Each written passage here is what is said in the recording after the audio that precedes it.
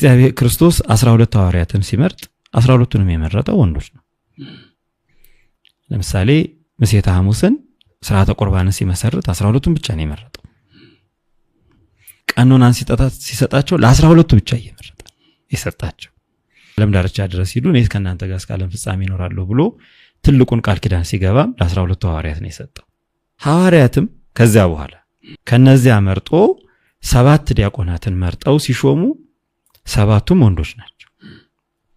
ሴቶች ሳይኖሩ ቀርተው አይደለም። ለዚህ መጽሐፍ ቅዱስ ላይ የተቀመጠው ወንዶች እንዲሾሙ ነው። ይሄንን እኛ መገልበጥ ባህል ነው ልንለው አንችልም፣ ወይም የጊዜው ኮንቴክስት ነው ልንለው አንችልም። ያ ሲሆን ግን ደግሞ የእናቶችን የሴቶችን አገልግሎት ደግሞ ሙሉ ለሙሉ ክዶ ሴቶች ከምንም አይነት አገልግሎት ውስጥ እንዳይገቡ አድርጎ አይደለም። የቤተክርስቲያን ትምህርት ምንድነው ለሚለው ቤተክርስቲያን በራሷ የቤተክርስቲያን መሪዎች ተሰብስበው ይሄ ይሁን ብለው ያደረጉት አይደለም፣ ከጌታችን በተማሩት ነው። አሁን ጌታ ክብር ይግባውና መድኃኒታችን ኢየሱስ ክርስቶስ 12ቱን ደቀ መዛሙርት ሲመርጥ በማንኛውም መስፈርት ቢሆን በቅድስና መስፈርት ለእርሱም በመቅረብ መስፈርት ከመቤታችን የሚበልጥ ኖሮ አይደለም። መቤታችንን የ12ቱ ሐዋርያት አካል አላደረገም።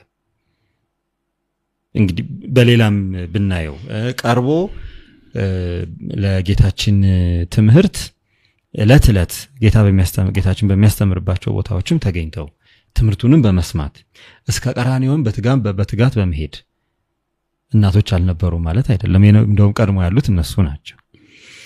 ግን ከነዚያ ያን አላደረገም። ስለዚህ ይሄ ክርስቶስ ክብር ይግባውና በመዋዕለ ትምህርቱ በመዋዕለ ስብከቱ ጊዜ ያደረገውን መከተል ነው።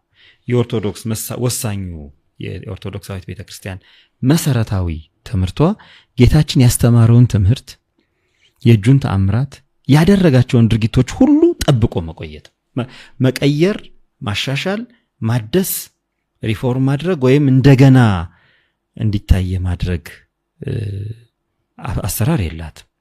ክርስቶስ ያስተማረውን ጠብቆ ክርስቶስ ለሐዋርያት ያስተማረውን ሐዋርያት ለተከታዮቻቸው ያስተማሩትን እስከ ዓለም ፍጻሜ ድረስ መጠበቅ ነው። ምክንያቱም ያ ነው የነገረ ድህነት ትምህርት። በእኛ ሐሳብ በእኛ ፍልስፍና ልንለውጠው የምንችለው ነገር ከሆነ ሌላ ሃይማኖት ነው እየሰራን ያለነው፣ ክርስትና አይደለም።